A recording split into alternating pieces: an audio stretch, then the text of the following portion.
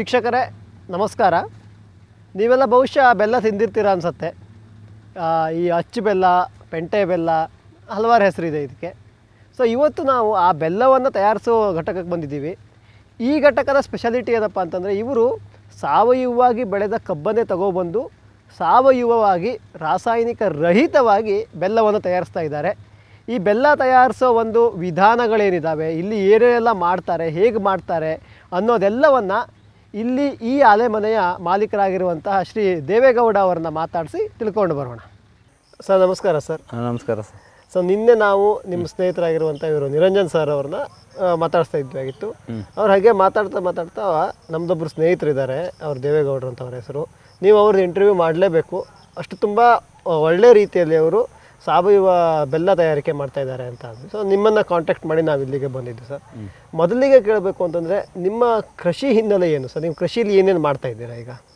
ಕೃಷಿಯಲ್ಲಿ ನಾವು ಮೂಲತಃ ನಮ್ಮ ಹಿಂದಿನ ತಲೆಮಾರಿಂದ ಕೃಷಿ ಕುಟುಂಬ. ಕೃಷಿಯಲ್ಲಿ ಏನೆಲ್ಲ ಬೆಳಿಬೋದು, ರಾಗಿ ಆಗ್ಬೋದು, ಕಬ್ಬು, ಭತ್ತ, ಹಿಪ್ಪನೇರಳೆ, ಅಡಿಕೆ, ತೆಂಗು, ಬಾಳೆ ಎಲ್ಲವನ್ನು ಸಾವಯವದಲ್ಲೇ ಬೆಳಿತೀವಿ.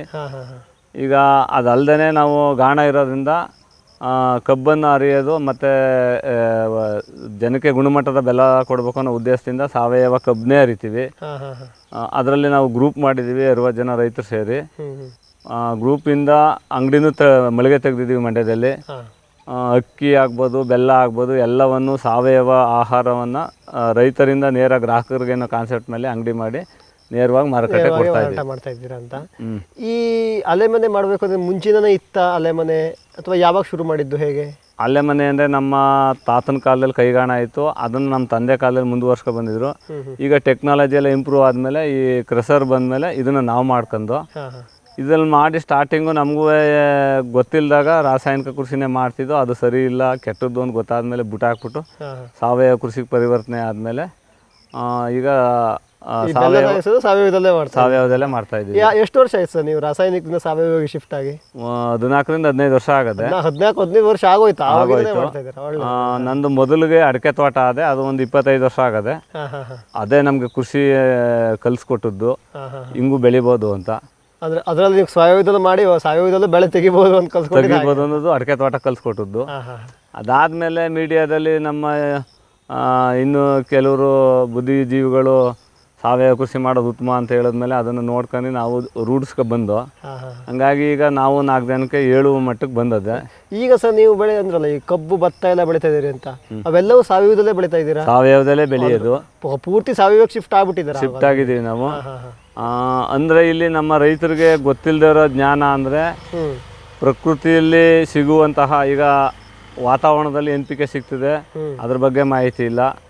ನಾವೇನೇ ಮಾಡಿದ್ರೂ ಸೂರ್ಯನ ದ್ಯುತಿಸಂಶ್ಲೇಷಣೆ ಕ್ರಿಯೆಯಿಂದ ಎಲ್ಲ ನಡೆಯೋದು, ಅದರಿಂದನೇ ಎಲ್ಲ ಮರ ಗಿಡ ಸಸ್ಯ ಎಲ್ಲ ಆಹಾರ ಉತ್ಪತ್ತಿ ಮಾಡ್ಕೊಂಡು ಬೆಳೆಯೋದು ಅನ್ನೋದು ಗೊತ್ತಿಲ್ಲ. ಹಂಗಾಗಿ ನಮ್ಮ ರೈತರು ಈ ರಾಸಾಯನಿಕ ಗೊಬ್ಬರದಿಂದ ಬಿದ್ದಿದ್ದಾರೆ. ಇದಕ್ಕೆ ಪೂರಕವಾಗಿ ನಾವು ಏನು ಮಾಡಬೇಕು ಅಂದರೆ, ಹಸಿರೆಲೆ ಗೊಬ್ಬರ ಆಗ್ಬೋದು, ಕೊಟ್ಟಿಗೆ ಗೊಬ್ಬರ ಆಗ್ಬೋದು, ಅಥವಾ ಗೋಮಯ ಗೊಬ್ಬರ ಆಗ್ಬೋದು, ಇವನ್ನ ಬಳಸ್ಕೊಂಡಾಗ ಸಾವಯವ ಗೊಬ್ಬರಗಳನ್ನೇ ಕೊಟ್ಟಾಗ ಮಣ್ಣಿನ ಸಾವಯವ ಇಂಗಾಲಾಂಶ ಅಥವಾ ಸಾಯಿಲ್ ಫರ್ಟಿಲಿಟಿ ಇಂಪ್ರೂವ್ ಆಯ್ತದೆ. ಹಾಗಾಗಿ ನಾವು ಬೆಳಿಬೋದು. ಸ್ವಲ್ಪ ಈಲ್ಡ್ ಕಡಿಮೆ ಇರ್ತದೆ, ನಾವು ಅದನ್ನು ಮುಂದುವರ್ಸ್ಕೊ ಹೋದಂಗೆ ಈಲ್ಡ್ ಅದೇ ಜಾಸ್ತಿ ಆಯ್ತದೆ ಆಟೋಮೆಟಿಕ್ ಆಗಿ. ನಾನು ನೆಕ್ಸ್ಟ್ ಅದನ್ನೇ ಕೇಳಬೇಕು ಅಂತಿದ್ದೀನಿ. ನೀವು 15 ವರ್ಷದಿಂದ ಮಾಡ್ತಾ ಇರೋದಕ್ಕೆ ನೀವು ಒಂದೇ ಬಾರಿ ರಾಸಾಯನಿಕದಿಂದ ಸಾವಯವ ಬಂದಾಗ ನಮ್ಗೆ ಇಳುವರಿ ನಿಮ್ಗೆ ಕಡಿಮೆ ಆಯಿತು ಇಳುವರಿ. ಆದರೆ ಈಗ ಸರ್, ಈಗ ಇಳುವರಿ ಈಗಲೂ ಕಡಿಮೆನೇ ಇರ್ತದೆ. ಅಂದರೆ ನಾವು ಏನು ಆರ್ಗ್ಯಾನಿಕ್ ಮಿನ್ಯೂರ್ ಫೀಡ್ ಮಾಡ್ತೀವಿ ಭೂಮಿಗೆ, ಅದ್ರ ಮೇಲೆ ಈಲ್ಡ್ ಜಾಸ್ತಿ ಆಯ್ತದೆ. ಕೆಲವರು ಏನೂ ಇಲ್ಲದೇ ಮಾಡಿಬಿಟ್ಟು ಒಂದು ಕಬ್ಬುಗಾದರೆ ಒಂದು 20 ಟನ್ನು, 25 ಟನ್ನು, 30 ಟನ್ ಹಿಂಗೆ ಬೆಳೀತಾರೆ.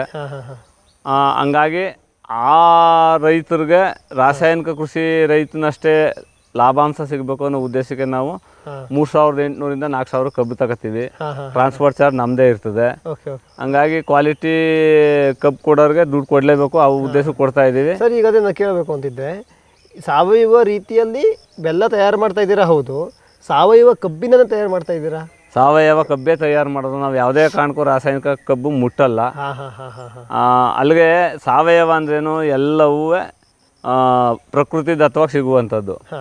ಇನ್ನು ರಾಸಾಯನಿಕ ಹಾಕಿ ಬೆಳೆದು ಕಬ್ಬನ್ನ ಅದನ್ನು ಬೆಲ್ಲ ಮಾಡಿದ್ರೆ ಅದು ಹೆಂಗೆ ಸಾವಯವ ಆಯ್ತದೆ? ಆಗೋದಿಲ್ಲ. ಅದು ಆ ಥರದಲ್ಲೇ ಮಾಡ್ಕೊಂಡು ಜನ ಎಲ್ಲ ಮೋಸ ಮಾಡ್ತಾವ್ರೆ.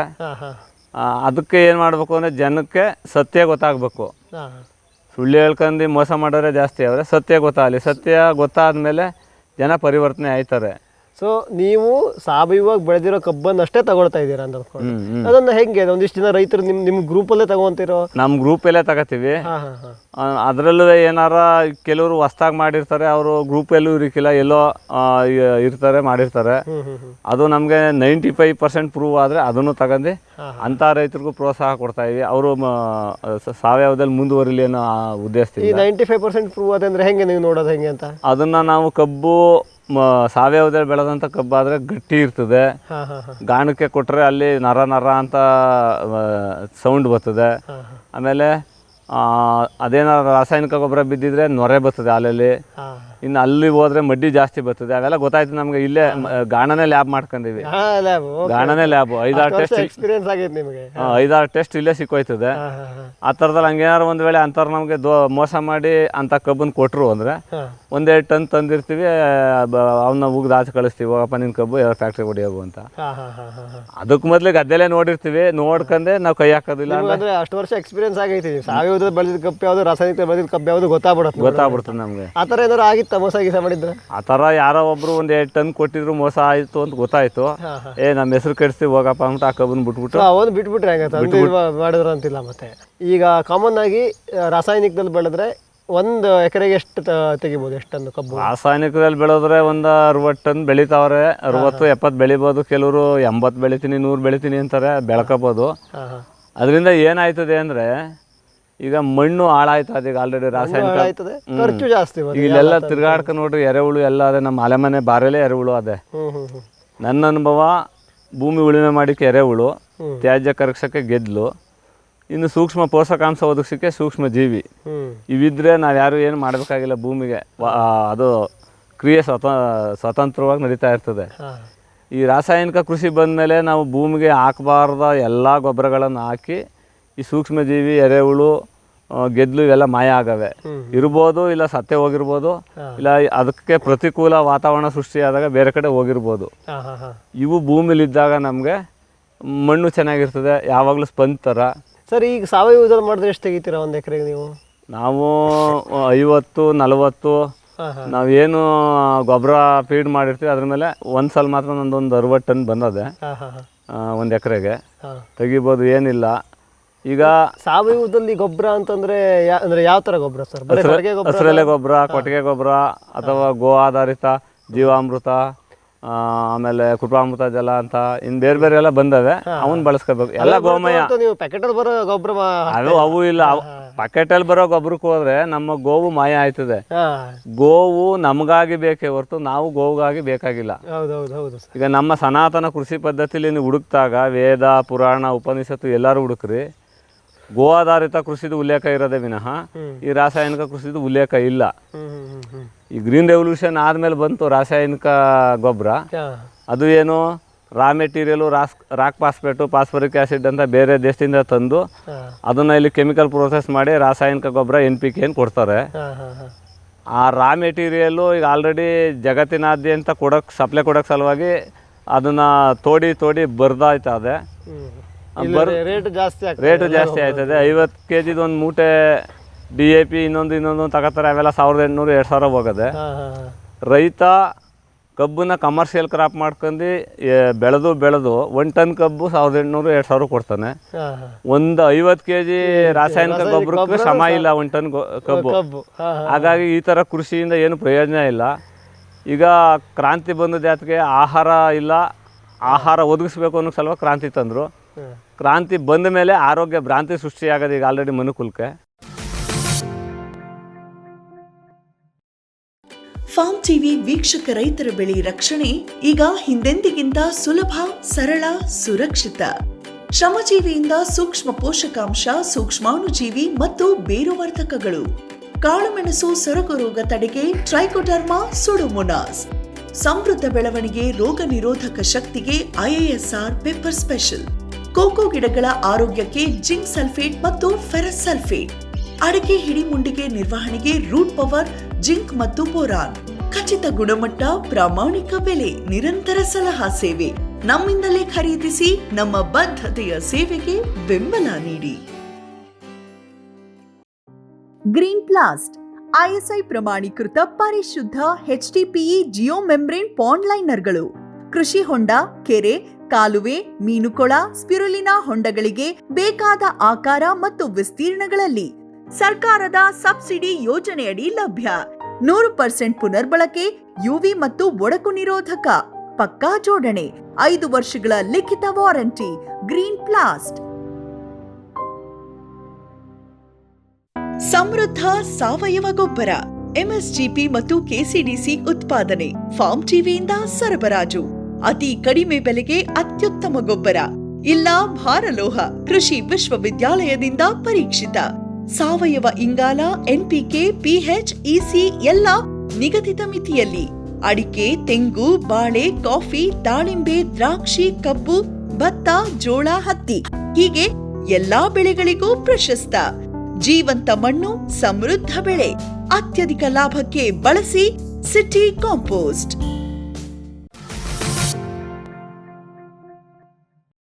ಫ್ಯಾಕ್ಟ್ರಿಗೆ ಕಾಮನ್ ಆಗಿ ರಾಸಾಯನಿಕ ಮಾಡಿದ ಕಬ್ಬಿಗೆ ಹೆಂಗೆ ಕೊಡ್ತಾರೆ ಟನ್ನಿಗೆ, ಎಷ್ಟು ರೂಪಾಯಿ? ಅದು 1800 2700 ಏನೋ ಕೊಡ್ತಾ ಇರ್ಬೋದು. ಈಗ 2700 ಪಡಿಯೋದೆಲ್ಲ 700 ಹೋಯ್ತದೆ, 1800 2000 ಉಳಿತದೆ. ಹಾಂ ಹಾಂ. ಅದ್ರ ಬಗ್ಗೆ ಸ್ವಲ್ಪ ಹೇಳ್ತೀನಿ. ಹಾಂ. ಕಬ್ಬು ಅಂದರೆ 24 ಗಂಟೆಲಿ ಕಡ್ದ 24 ಗಂಟೆಲಿ ಬೆಲ್ಲ ಮಾಡ್ಕೊಂಡ್ರೆ ಗ್ಲೂಕೋಸ್ ಆಗಿರ್ತದೆ. ಇನ್ನು 48 ಗಂಟೆ ಕಳೀತು ಅಂದರೆ ಹುಳಿ ಬರ್ತಾ ಇರ್ತದೆ. ಆ ಗ್ಲೂಕೋಸು ಸುಕ್ರೋಸ್ ಆಗಿ ಪರಿವರ್ತನೆ ಆಯ್ತಾ ಇರ್ತದೆ. ಸಕ್ಕರೆ ಫ್ಯಾಕ್ಟ್ರಿಗೆ ಏನು ಮಾಡ್ತಾರೆ, 10 ದಿವಸ 8 ದಿವಸ ಇಲ್ಲ 4 ದಿವಸ ಆಗ್ಬೋದು, 15 ದಿವಸ ಆಗ್ಬೋದು, ಅದನ್ನು ಇಲ್ಲೇ ಕಡ್ದಲ್ಲೇ ಬಿದ್ದಿರ್ತದೆ. ಆಮೇಲೆ ಸಪ್ಲೈ ಮಾಡ್ತಾರೆ. ಅದನ್ನು ಆಮೇಲೆ ಅರ್ಧಿ ಪ್ರೋಸೆಸ್ ಮಾಡ್ತಾರೆ. ಎಲ್ಲ ಹುಳಿ ಬಂದು ಸುಕ್ರೋಸ್ ಆಗಿ ಪರಿವರ್ತನೆ ಆಗಿರ್ತದೆ. ಹ್ಯೂಮನ್ ಬಾಡಿಗೆ ಬೇಕಾಗಿರೋದು ಫಾರ್ ಎಕ್ಸಾಂಪಲ್ಲು ಗ್ಲೂಕೋಸು. ನೀವು ಯಾರೇ ಒಂದು ಪೇಷಂಟ್ ಕರ್ಕೋಗ್ರಿ, ಸುಸ್ತಾಗ್ಬಿಟ್ಟಾರೆ, ಗ್ಲೂಕೋಸ್ ಕೊಡಪ್ಪ ಅಂತಾರೆ, ಇಲ್ಲ ಒಂದು ಎಳ್ನೀರು ಕೊಡಪ್ಪ ಅಂತಾರೆ. ಅದೇ ನಮ್ಗೆ ಅವೈಲೇಬಲ್ ಶುಗರ್ ಫಾರ್ಮ್. ಹಾಂ, ಗ್ಲೂಕೋಸನ್ನು ಸುಟ್ಟಿ ನಮಗೆ ಶಕ್ತಿ ಕೊಡೋದು. ಅಲ್ಲೇನಾಗಿರ್ತದೆ, ಹುಳಿ ಬಂದು ಎಲ್ಲ ಸುಕ್ರೋಸ್ ಆಗಿ ಪರಿವರ್ತನೆ ಆಗಿರ್ತದೆ. ಅಲ್ಲೇನಾಯ್ತದೆ, ಇವರು ತದ್ವಿರುದ್ಧವಾಗಿ ಅಲ್ಲಿ ಬ್ಲೀಚ್ ಮಾಡ್ತಾರೆ, ಏನು ಸಲ್ಫರ್ ಆ್ಯಡ್ ಮಾಡಿ. ಸಲ್ಫರು ಎಷ್ಟು ಬೇಕು ಹ್ಯೂಮನ್ ಬಾಡಿಗೆ, 1 to 2% ಆದರೂ ಸಾಕು. ಯಥೇಚ್ಛವಾಗಿ ಸಕ್ಕರೆ ಬಳಸೋದ್ರಿಂದ ಹೆಚ್ಚಾಗಿ ಸೇರ್ಕೊಂಡೆ ಎಲ್ಕ ರೋಗ ರುಜಿನ ಜಾಸ್ತಿ ಆಗಿರೋದು. ನೀವು ಸರ್ ಈ ಕಬ್ಬಿಗೆ ನೀವು ಎಷ್ಟು ಕೊಡ್ತಾ ಇದ್ದೀರಾ ಇಲ್ಲಿ? ಈಗ ನಾವು ಸಂಘದಿಂದ ತೀರ್ಮಾನ ಮಾಡವ್ರೆ 3800 ಕಡ್ದು ಲೋಡು. ನಾನೇ ಏರ್ಕೊ ಬರ್ಬೇಕು. ದೂರದಕ್ಕೆ ಹೋದ್ರೆ 1 ಟನ್ಗೆ 400-500 ಬಾಡಿಗೆ ಎಲ್ಲ ಬೀಳ್ತದೆ. ಒಟ್ಟಾರೆ 4 ಸಾವಿರ ಬೀಳ್ತದೆ ನಮ್ಗೆ ಆಲೆಮೆಂತಾಗ ಬರೋದಕ್ಕೆ. ಅದನ್ನು ತಂದು ನಾವು ಬೆಲ್ಲ ಮಾಡಿ ಬೇರೆ ಬೇರೆ ಕಡೆ ಎಲ್ಲ ಕಳಿಸ್ತೀವಿ. ಓಕೆ. ನಾವು ಇಲ್ಲಿ ಅಲ್ಲ, ಈಗ ಫ್ಯಾಕ್ಟ್ರಿ ಅವ್ರು ಕೊಡೋದಕ್ಕಿಂತ 1000 ರೂಪಾಯಿಗಿಂತ ಜಾಸ್ತಿನೇ ನೀವು ಕೊಡ್ತಾ ಇದ್ವಿ. ಓಕೆ. ಸೊ ಸಾವಯವದಲ್ಲಿ ಬೆಳೆದ್ರೆ ಅದೊಂದು ನೀವು ಲಾಭ ಮಾಡ್ಕೊಂಡು ಇದು ಮಾಡ್ತಾ ಇದ್ದೀರಾ ಅಂತ. ನಾನು ನೀವು 15 ವರ್ಷದಿಂದ ಮಾಡ್ತಾ ಇರೋದಕ್ಕೆ ಕೇಳ್ತಾ ಇದ್ದೀನಿ ಸರ್. 15 ವರ್ಷದ ಹಿಂದೆ ನೀವು ಸಾವಯವ ಮಾಡಿದ್ರೆ ನೀವು ಒಬ್ಬರೇ ಇರಬೇಕು. ಈ ಸುತ್ತಮುತ್ತಲು ನೀವು ಒಬ್ಬರೇ ಮಾಡ್ತಾ ಇರಲ್ಲ. ನಮ್ದು 15 ವರ್ಷದಿಂದ ಹೋರಾಟವೇ ಈಗಲೂ ಅದೇ. ನಾವು ಅಲ್ಲ, ನಾನು ಅದು ಕೇಳ್ತಾ ಇಲ್ಲ. ಆವಾಗ ನೀವು ಒಬ್ಬರು ಇದ್ರಿ, ಈಗ ನಿಮ್ಮ ಜೊತೆ ಎಷ್ಟು ಮಂದಿ ಸೇರ್ಕೊಂಡಿದ್ದಾರೆ ಅಂತ? ಈಗ ಶಿಫ್ಟ್ ಬರ್ತಾ ಇದೆಯಾ? ಒಟ್ಟಾರೆ ಜಿಲ್ಲಾದ್ಯಂತ ನಾವು 60 ಜನ ಸೇರಿ ಸಂಘ ಕಟ್ಟೀವಿ.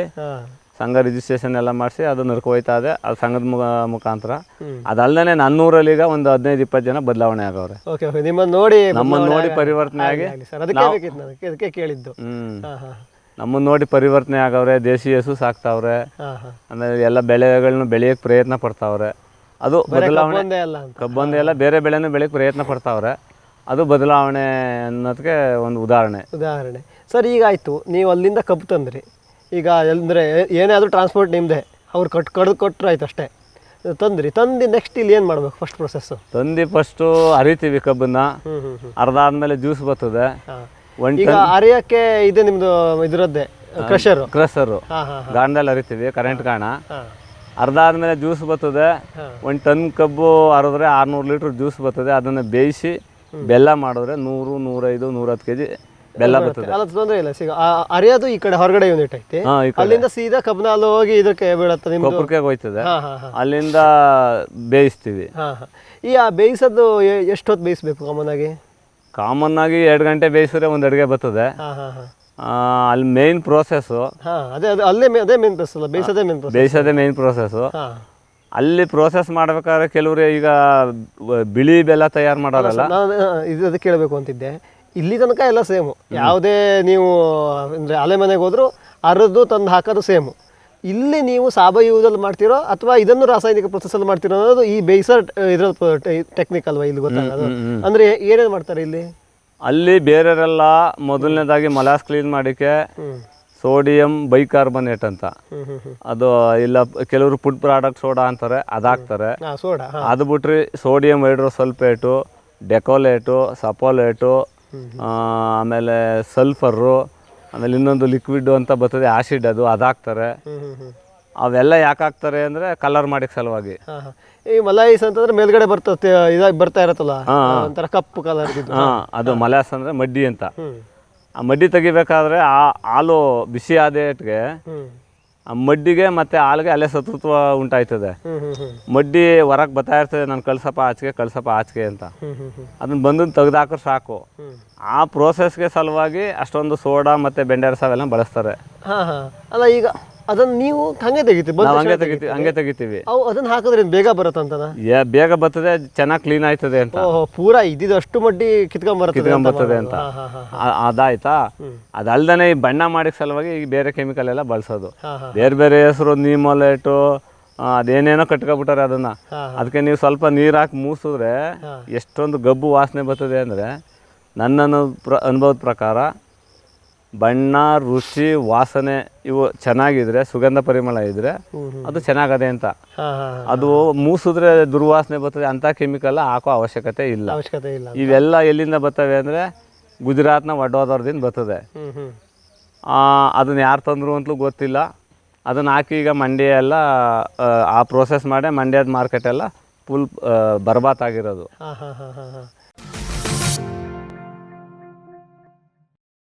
ವಿಶ್ವದಾದ್ಯಂತ ಪೇಟೆಂಟ್ ಪಡೆದ ನ್ಯಾನೋ ತಂತ್ರಜ್ಞಾನದಲ್ಲಿ ತಯಾರಾದ ನೂವಾಲ್ಗಿ ದ್ರಾವಣ. ನೂವಾಲ್ಗಿ ಉಪಯೋಗಿಸಿದ ಮೇಲೆ ತುಂಬ ಇಳುವರಿನೂ ಬಂದಿದೆ. ಕಾಳು ಮೆಣಸಿಗಂತೂ ಭಾಳ ಚೆನ್ನಾಗಿ ಬರುತ್ತೆ. ರೇಷ್ಮೆ ಎಲೆನೂ ಚೆನ್ನಾಗಿ ಬರ್ತದೆ. ಗಿಡಗಳು ತುಂಬ ಚೆನ್ನಾಗಿ ಬೆಳವಣಿಗೆ ಆಯಿತು. ಯಾವುದೇ ರಾಸಾಯನಿಕ ಅಥವಾ ವಿಶೇಷ ಗೊಬ್ಬರಗಳ ಗೊಡವೆ ಇಲ್ಲದೆ ಎಲ್ಲ ಬೆಳೆಗಳಲ್ಲಿ ಉತ್ತಮ ಗುಣಮಟ್ಟದ ಅಧಿಕ ಫಸಲನ್ನು ಪಡೆಯಿರಿ. ಯಾವಾಗಲೂ ನನ್ನ ಇರೋವರೆಗೂ ನೂವಾಲ್ಗಿ ಅಂತೂ ಬಿಟ್ಟು ಬಾಳಲ್ಲ ಅಂತ ಒಂದು ಭರವಸೆ ಕೊಡ್ತೀನಿ. ಫ್ಯೂಚರ್ ಬಯೋಟೆಕ್ ಸಾವಯವ ಕೃಷಿಯ ವೇಗವರ್ಧಕ. ಪೋಷಕಾಂಶ ಪೂರೈಕೆಗೆ ಎನ್ಪಿಕೆ ಕಲ್ಚರ್, ವ್ಯಾಮ್, ಪಿಎಸ್ಪಿ ಮತ್ತು ಕೆಎಂಬಿ. ಜೈವಿಕ ರೋಗ ಕೀಟ ನಿಯಂತ್ರಣಕ್ಕೆ ಟ್ರೈಕೋಡರ್ಮಾ, ಸೂಡೋಮನಾಸ್. ಸಾವಯವ ಗೊಬ್ಬರ ಉತ್ಪಾದನೆಗೆ ಕಾಂಪೋಸ್ಟ್ ಕಲ್ಚರ್. ಹೂವು ಕಾಯಿ ಉದುರುವ ಸಮಸ್ಯೆಗೆ ಕಾಮಧೇನು ಮತ್ತು ಸತ್ವ. ಮಣ್ಣಿನ ಆರೋಗ್ಯ ವೃದ್ಧಿಗೆ ಫ್ಯೂಚರ್ ಬಯೋಟೆಕ್, ಧಾರವಾಡ. ಶ್ರಮಜೀವಿ ಫಾರ್ಮ್ ಟಿವಿಯಿಂದ ಜಸ್ಟ್ ಸೀಡ್ಸ್, ಕೈತೋಟ, ಸ್ವಂತಕ್ಕೆ ಬೆಳೆ ಮತ್ತು ತಾರಸಿ ತೋಟಗಳಿಗೆ ತರಕಾರಿ ಮತ್ತು ಹೂ ಬೀಜಗಳು. ಐಐಎಚ್ಆರ್ ಮತ್ತು ತೋಟಗಾರಿಕೆ ವಿಶ್ವವಿದ್ಯಾಲಯದ ಅಧಿಕ ಇಳುವರಿಯ ಸುಧಾರಿತ ತಳಿ ಹಾಗೂ ಹೈಬ್ರಿಡ್ ಬೀಜಗಳು. 50 ರೂಪಾಯಿ ಚಿಕ್ಕ ಪ್ಯಾಕೆಟ್ನಲ್ಲಿ. ಯುಪಿಐ ಮೂಲಕ ಹಣ ಪಾವತಿಸಿದರೆ ಅಂಚೆ ಮೂಲಕ ಬೀಜ ನಿಮ್ಮ ಮನೆ ಬಾಗಿಲಿಗೆ. ಅಧಿಕೃತ ತಳಿಗಳ ನಿಜ ಬೀಜಗಳು. ಫಾರ್ಮ್ ಟಿವಿಯ ಮೊಳಕೆ ಗ್ಯಾರಂಟಿ. Just seeds.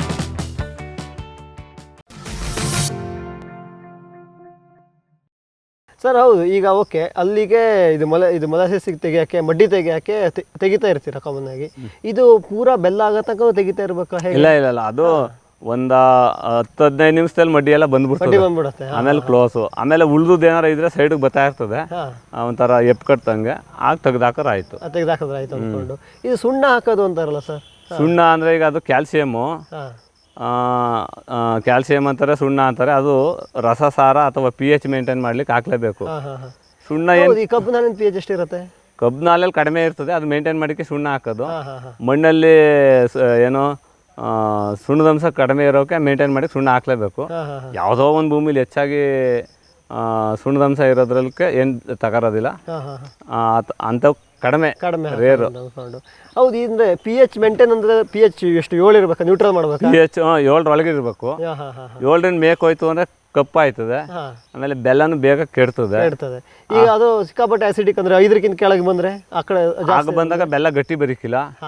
ಆಮೇಲೆ ಸಿಕ್ಕಾಪಟ್ಟೆ ಒಂದಷ್ಟು ಕಲರು ವೈಟ್ ಬರ್ತದೆ ಅಷ್ಟೇ. ಸುಣ್ಣನೇ ನಿರ್ಣಾಯಕ ಇಲ್ಲಿ, ಬೇರೆ ಯಾವುದು ಬೇಕೇ ಇಲ್ಲ. ಸುಣ್ಣ ಒಂದು ಹಾಕಿದ್ರೆ ಸಾಕು. ಸುಣ್ಣ ಹ್ಯೂಮನ್ ಬಾಡಿಗೂ ಬೇಕು, ಸಸ್ಯಕ್ಕೂ ಬೇಕು, ಪ್ರಾಣಿಗಳಿಗೂ ಬೇಕು. ಮೂಳೆ ಗಟ್ಟಿ ಆಗ್ಲಿಕ್ಕೆ ಕ್ಯಾಲ್ಸಿಯಮೇ ಬೇಕಾಗಿರೋದು. ಹಂಗಾಗಿ ಕೆಲವರು ಅದನ್ನು ರಾಸಾಯನಿಕ ವಸ್ತು ಅಂತ ತಿಳ್ಕೊಂಡವ್ರೆ. ಅದು ರಾಸಾಯನಿಕ ಅಲ್ಲ, ಖನಿಜಾಂಶ. ಅದು ಅಷ್ಟರಲ್ಲಿ ಹಾಕಿದ್ರೆ ನಿಮಗೆ ಬೇಕಾಗತ್ತೆ ಅಂತ. ಸರ್ ಕಾಮನ್ ಆಗಿದ್ರೆ ಫಸ್ಟ್ ಅದೇ ಕಬ್ಬಿನ ಹಾಲು pH ಜಾಸ್ತಿ ಇರುತ್ತಾ? ಇಲ್ಲ ಇರಿಕಿಲ್ಲ. ಹಾಂ ಹಾಂ ಹಾಂ ಎಲ್ಲೋ ಒಂದು 100ಕ್ಕೋ 1000ಕ್ಕೋ ಒಂದು ತೋಟ ಇರ್ತದೆ ಆ ಥರ. ಹಾಂ ಹಾಂ ಅವು ಹಾಲು ಕರೆದು ನಾವು ಪ್ರೋಸೆಸ್ ಮಾಡೋ ಗೊತ್ತಾಗೋಯ್ತದೆ, ಆಗ ಸುಣ್ಣ ಹಾಕ್ತಾನೆ ಬೇಕಾದ್ರೆ ತೆಗಿಬೋದು. ಈ ಸಾಧಾರಣವಾಗಿ ನೀವು ಇದಕ್ಕೆ ಅಂದರೆ ಎಷ್ಟು ಅಂದರೆ 600 ಲೀಟ್ರ್ ಕಬ್ಬಿನ ಹಾಲು ಬರುತ್ತೆ ಅಂತೆ, ಅದಕ್ಕೆ ಎಷ್ಟು ಸುಣ್ಣ ಹಾಕ್ತೀರಾ ಕಾಮನ್ ಸಾಧಾರಣವಾಗಿ? ಇಲ್ಲಿ ನೋಡಿದ್ರೆ 100 ml ಇಂದ 200 ml ಹಾಕ್ತೀವಿ ಅಷ್ಟೇ.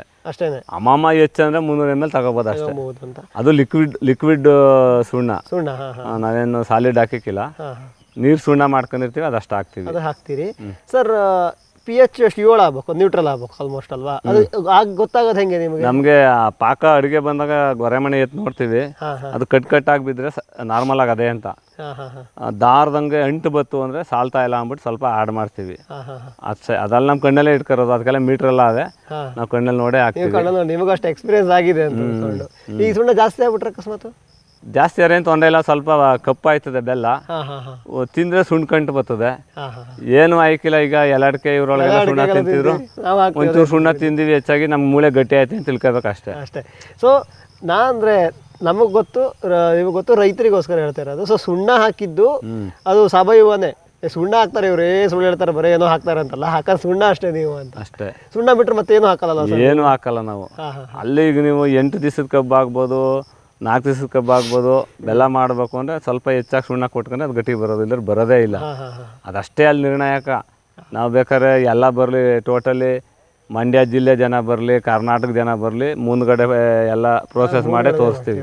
ನಮ್ಮ ಎದುರಿಗೆ ಮಾಡ್ತಾ ಇದ್ರಿ, ಬರೀ ಸುಣ್ಣವನ್ನು ಹಾಕಿದ್ರು ಅಷ್ಟೇ. ಸರ್ ಈಗ ನಾನು ಅದೇ ಕೇಳಬೇಕು ಅಂತಿದ್ದೆ, ಈ ನಿಮ್ಮದು ಮಡ್ಡಿ ತೆಗೆಯೋದು ಪೂರಾ ಕ್ಲೀನಾಗಿ ಹೋಗಲ್ಲ ಅಂತಂದರೆ ಅದು ಸ್ವಲ್ಪ ಕಪ್ಪು ಬಣ್ಣ ಬರುತ್ತಾ ಬೆಲ್ಲ? ಕಪ್ಪು ಬರ್ತದೆ.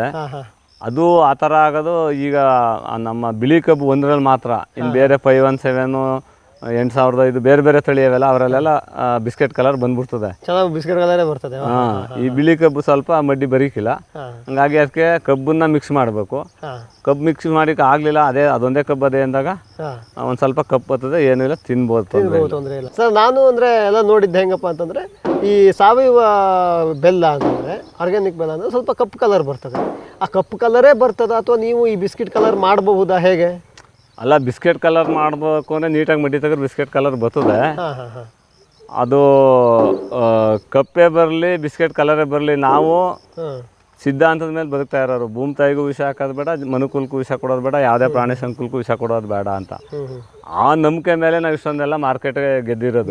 ನಾ ಯಾಕೆ ಕೇಳ್ತಾ ಇದ್ದೀನಿ ಅಂತಂದರೆ, ಇದು ಜನರ ಹುಚ್ಚು ಸರ್, ಬರೇ ಬೆಲ್ಲದಂತಲ್ಲ, ಯಾವುದಾದ್ರೂ ಬಿಳಿದಿರೋ ಚಂದ ಅಂದ್ಕೊಂಡು ಏನಾದ್ರು ಹುಚ್ಚರು ಬಂದಿದೆ, ಅದಕ್ಕೆ ಕೇಳ್ತಾ ಇರೋದು. ಅದು ಅವ್ರು ತಿಳ್ಕೊಂಡ್ರೆ ನಾವೇನು ಮಾಡಿ ಕೈಕಿಲ್ಲ.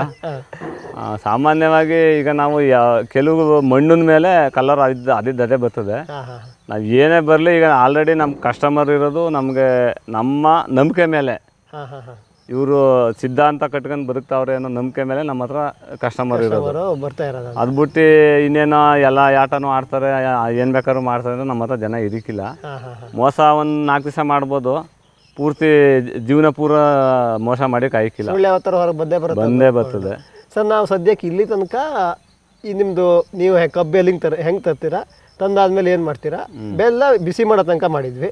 ಇನ್ನು ನೆಕ್ಸ್ಟ್ ಎಪಿಸೋಡಲ್ಲಿ ನಾವು ಆ ಬೆಲ್ಲ ಬಿಸಿ ಹೆಂಗೆ ಗೊತ್ತಾಗುತ್ತೆ, ಎಷ್ಟಾಯಿತು ಅಂತ ಹೆಂಗೆ ಗೊತ್ತಾಗುತ್ತೆ, ಅದಾದಮೇಲೆ ಏನು ಮಾಡ್ತೀರಾ, ನಿಮ್ಮ ಮಾರ್ಕೆಟಿಂಗ್ ಹೆಂಗೆ, ಇದರದ್ದು ಎಕನಾಮಿಕ್ಸ್ ಹೆಂಗೆ ಅನ್ನೋದ್ರ ಬಗ್ಗೆ ಎಲ್ಲ ಮಾತಾಡುವ ಸರ್. ಇಷ್ಟೋ ತನಕ ನಾವು ದೇವೇಗೌಡರನ್ನ ಮಾತಾಡಿಸ್ತಾ ಇದ್ವಿ ಆಗಿತ್ತು. ಇಲ್ಲಿ ಇವರು ಏನಪ್ಪ ಅಂತಂದರೆ, ಇವರು ಬೆಲ್ಲನ ಹೇಗೆ ಮಾಡ್ತಾಯಿದ್ದಾರೆ, ಯಾಕೆ ಮಾಡ್ತಾಯಿದ್ದಾರೆ, ಇವರ ಕೃಷಿಯ ಹಿನ್ನೆಲೆ ಹೇಳೋದ್ರ ಜೊತೆಗೆ ಸಾವಯವ ಕೃಷಿಗೆ, ಸಾವಯವ ಆಹಾರವನ್ನು ರೈತರು ಯಾಕೆ ತಿನ್ನಬೇಕು, ಸಾವಯವ ಆಹಾರದ ಮಹತ್ವ ಏನಿದೆ, ಈ ಒಂದು ಕಾಲಘಟ್ಟದಲ್ಲಿ ನಮಗೆ ಯಾವ ರೀತಿ ಈ ರಾಸಾಯನಿಕ ಬಳಕೆಯಿಂದ, ರಾಸಾಯನಿಕ ಪದಾರ್ಥಗಳಿಂದ ಆಹಾರದಲ್ಲಿ ಇರೋದ್ರಿಂದ ಭೂಮಿಗೆ ಯಾವ ರೀತಿ ಹಾನಿ ಆಗ್ತಾಯಿದೆ, ರೈತರಿಗೆ ಯಾವ ರೀತಿ ಹಾನಿ ಆಗ್ತಾಯಿದೆ, ಅದೇ ರೀತಿ ತಿನ್ನೋವಂಥ ಎಲ್ಲರಿಗೂ ಏನೆಲ್ಲ ಹಾನಿ ಆಗ್ತಾಯಿದೆ ಅದರ ಬಗ್ಗೆ ಕೂಡ ಮಾಹಿತಿ ಕೊಟ್ಟರು. ಇವತ್ತಿನ ಕಂತನ್ನು ನಾವು ಇಲ್ಲಿಗೆ ಮುಗಿಸೋಣ. ಸದ್ಯಕ್ಕೆ ನಾವು ಈ ಬೆಲ್ಲ ಮಾಡೋ ಪ್ರೊಸೆಸ್ಸಲ್ಲಿ ಬೆಲ್ಲಕ್ಕೆ ಸುಣ್ಣ ಹಾಕಿ ಬೆಲ್ಲ ಗಟ್ಟಿ ಮಾಡಿದ್ದೀವಿ ಅಷ್ಟೇ. ಇನ್ನು ಮುಂದೆ ಏನೇನು ಮಾಡಬೇಕು, ಅದೇ ರೀತಿ ಈ ಸಾವಯವದ ಬಗ್ಗೆನೂ ಇನ್ನಷ್ಟು ಹಲವಾರು ಮಾಹಿತಿಗಳನ್ನು ನಾಳಿನ ಕಂತಿನಲ್ಲಿ ಪಡ್ಕೊಳ್ಳೋಣ. ಇವತ್ತಿನ ಕಂತನ್ನು ಇಲ್ಲಿಗೆ ಮುಗಿಸೋಣ. ನಮಸ್ಕಾರ.